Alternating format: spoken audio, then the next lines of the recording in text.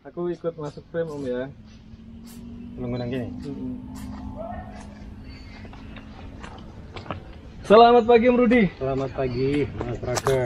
Ya, jadi gini Om Rudi, saya jadi dari channel YouTube Keeper Kediri.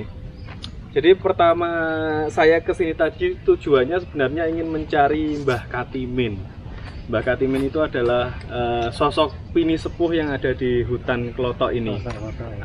Terus kebetulan tadi di jalan ketemu jenengan, jadi kaos yang sebenarnya untuk Mbah Katimin itu ini saya kasihkan ke jenengan. Terima kasih. Iya, jadi bisa buat ganti-ganti. Nah, offline tadi kan kita sempat berbincang tentang pengalaman jenengan saat di Sulawesi. Nah, itu kan dulu pernah mendapati ada sebuah gunung, dan di gunung itu katanya menjadi Mekah bagi orang-orang tertentu.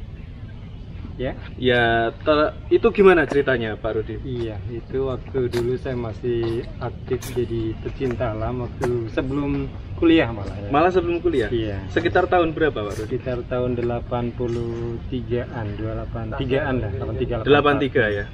Gimana itu ceritanya? Jadi ceritanya saya dengan salah seorang teman, jadi kami itu naik dari Makassar, kami berdua ini dari Surabaya. Kemudian ke Makassar, waktu itu masih menggunakan kapal Pelni ya. Saya ingat ada kapal Tampomas dulu ya. Oh, Tampomas yang tenggelam dulu ya? Tenggelam itu. Nah, itu jalur itu yang kami gunakan karena kami tahu bahwa di Makassar adalah titik awal kita bisa mendaki ke arah Gunung Bawakaraeng. Namanya Gunung Bawakaraeng ya. Bawakaraeng ya? Jadi Gunung Bawakaraeng ini dimitoskan oleh masyarakat lokal dari kawasan sekitar kawasan Sulawesi Selatan. Ada nama di sana kan yang biasa yang lebih terkenal adalah suku Makassar sama suku Bugis ya. Sana ada namanya suku Kajang gitu. Jadi suku Kajang itu suku yang kalau di Jawa itu mirip dengan Banten gitu. Jadi pakaiannya dominan hitam-hitam juga. Dia biasa tinggal di kawasan pegunungan di dataran tinggi dan mereka piawai ya dalam mengolah atau meramu hasil hutan untuk dibuat banyak hasil tanaman-tanaman obat-obatan ataupun mungkin juga tanaman pangan kan, dan buah-buahannya juga. Nah, ini mereka ini nampaknya punya salah satu keyakinan mereka, jadi nggak perlu ke Mekah untuk kemudian menjalankan haji gitu kan. Jadi di atas Gunung Bawakaraeng itu ada tiang triangulasi. Jadi tiang triangulasi ini sebenarnya tiang patok yang dibuat oleh pemerintah zaman Belanda. Jadi di situ memisahkan antara kawasan Sulawesi Selatan, jadi wilayah sebaratnya, wilayah timur sama wilayah selatan dan utaranya. Berarti itu di puncak? Ya, di puncak itu ada titik tiang triangulasi yang membatasi wilayah administrasi dari wilayah utara, selatan, timur ataupun barat dari kawasan pegunungan Bawakaraeng. Nah, itu yang masyarakat di sekitar kawasan itu menjadikan titik itu menjadi sebuah titik untuk sakral, jadi untuk mirip ritual pengganti kalau seandainya mereka ingin pergi haji ya, ke situ adalah salah satu pengganti kalau pergi haji. Nah, tahun 83-an kami naik ke sana berdua itu, kebetulan baru sehari sebelumnya itu ada ritual yang diadakan. Hanya ada musibah, jadi ada puluhan orang, belasan orang yang meninggal di gunung itu. Ya, karena terjebak dengan kondisi cuaca yang tiba-tiba berubah gitu. Jadi kami masih sempat dapati, kami waktu naik memang sudah dilarang sama Kapolsek, kemudian sama perangkat desa, juga juru kunci di situ ada desa di kaki Gunung Bawakaraeng itu namanya Desa Lembana. Di satu titik, jadi kalau kayak di Semeru itu Ranupane ya, di satu ada namanya Desa Lembana di sekitar Malino namanya, kawasan wisata sekarang. Nah, di Desa Lembana itu ada juru kunci namanya Daeng Teta. Beliau itu adalah juru kunci, mungkin seperti di sini ya, ada Mbah Katimin. Kalau di Gunung Merapi ada yang almarhum itu Mbah Marijen. Kalau di Semeru itu kalau nggak salah, kalau di Semeru kan ada juga Pak Supari atau dulu. Nah, sekarang di situ tuh ada yang Teta. Beliau sudah mengingatkan jangan naik ke atas karena di atas itu barusan kemarin ada banyak yang meninggal gitu kan. Tapi karena kita kan orang-orang muda ya, semangat untuk kemudian bagaimana bisa melihat titik yang memang disakralkan itu dan kita ingin sampai di puncak. Jadi kami bilang kami hanya jalan-jalan saja di sekitar kawasan hutan itu gitu kan.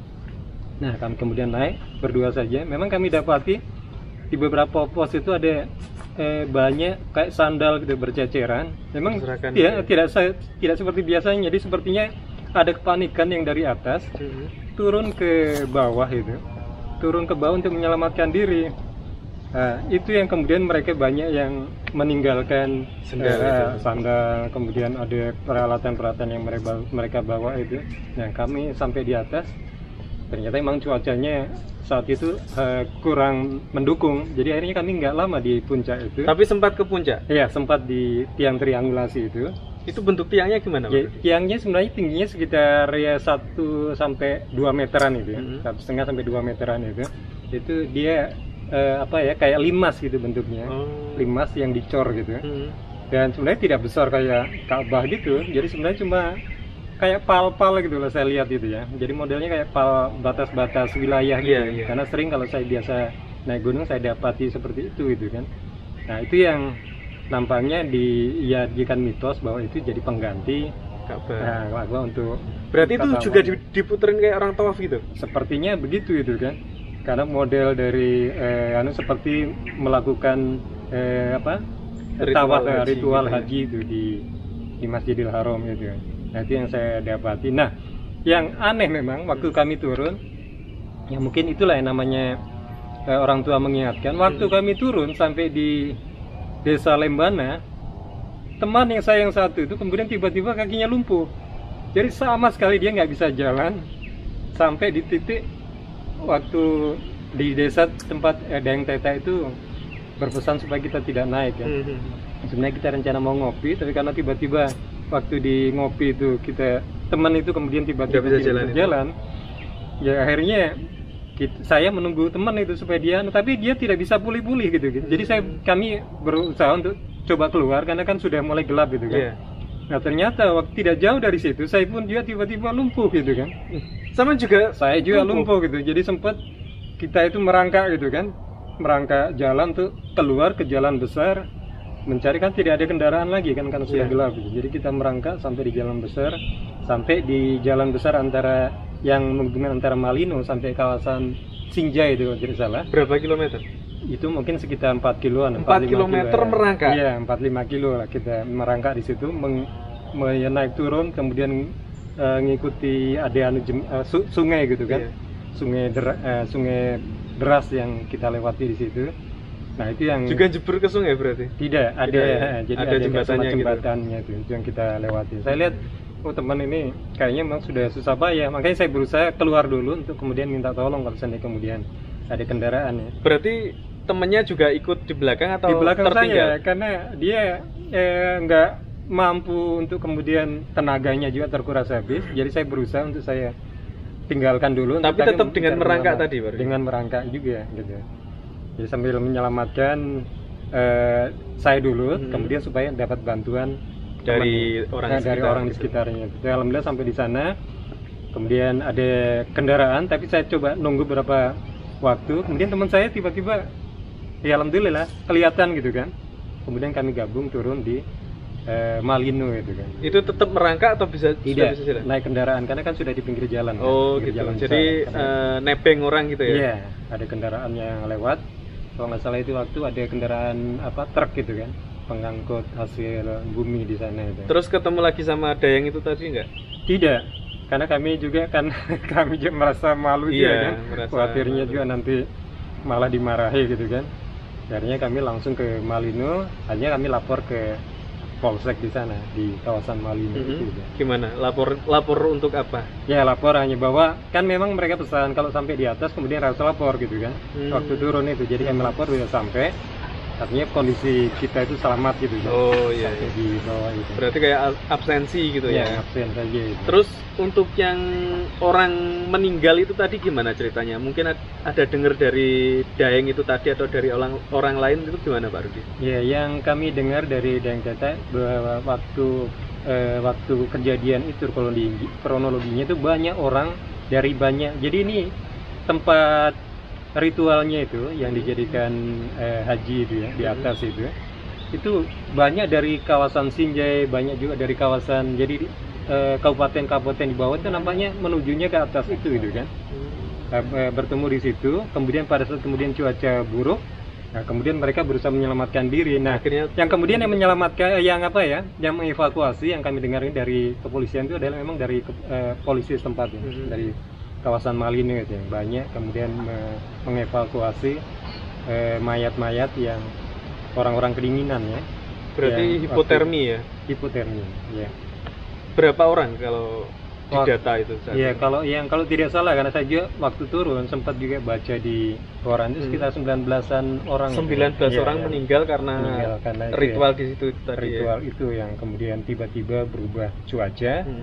Dan itu yang kemudian mereka panik, ada yang terinjak-injak, ada yang kedinginan, dan yang banyak itu ya karena kedinginan itu, hipotermi itu terjebak di situ. Berarti itu saat ritual itu malam hari baru dia? Atau ritual ya, tidak, sebenarnya sewaktu-waktu itu mereka tidak saat malam. Saat kejadian itu kayaknya sore hari itu. Sore hari ya. Berarti saat dingin-dinginnya cuaca cuaca, kemudian tiba-tiba hujan. Karena waktu saya naik, saya ingat saya itu bulan sekitar Januari. Jadi memang puncak-puncaknya hujan. Curah hujan kan yang tinggi di kawasan situ juga itu kan. Karena memang di situ kan memang bawah karangnya sebenarnya ketinggiannya nggak begitu tinggi, sekitar 2000-an meter. Tapi karena sudah puncak ya itu 2000-an meter. 2000-an meter ya. Tidak seperti gunung Rantai Kompola ya. Kemudian Latimojong di situ yang memang di sekitar 2000 lebih sampai 3000 meter ya. Cuman memang yang jadi unik karena di situ memang dekat dengan kawasan Malino. Malino ini kawasan wisata yang sudah dibuka dari zaman Belanda. Di situ ada namanya perjanjian Bongaya. Jadi waktu Kesultanan Hasanuddin kemudian tidak mau menyerah dengan Belanda dan dipaksa untuk kemudian menandatangani perjanjian. Nah, Malino itulah tempat perwakilan dari Belanda sama dari Hasanuddin untuk menandatangani perjanjian Bongaya namanya. Berarti sejak zaman kerajaan ya? Iya, Kesultanan. Hasanuddin sebagai raja di situ.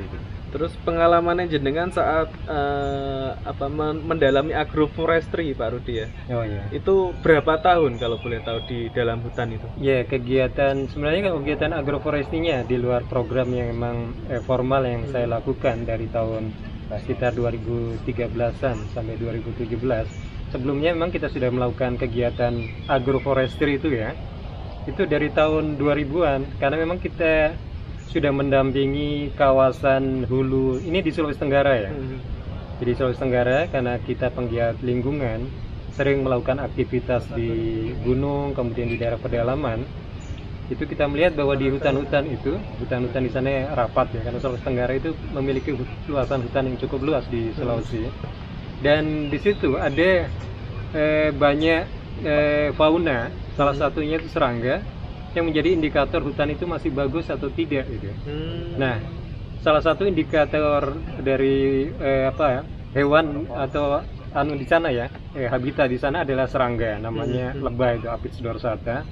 Nah, itu yang kemudian diolah secara turun-temurun oleh masyarakat setempat untuk kemudian diolah menjadi madu yang bisa dijual gitu kan. Oh gitu. Dijual. Nah, ini yang kita berpikir bagaimana kemudian menjadikan hutan itu tetap lestari, tetapi masyarakatnya dapat pendapatan secara ekonomi dari hutan juga. Kegiatan agroforestry. Jadi kegiatan agroforestry ini lebih kepada bagaimana ada manfaat hutan itu buat masyarakat di sekitar, tapi tidak mengabaikan kelestarian dari lingkungan itu. Nah, salah satu tindakan agroforestry atau wanatani ya, itu adalah bagaimana memanfaatkan potensi-potensi yang ada di situ.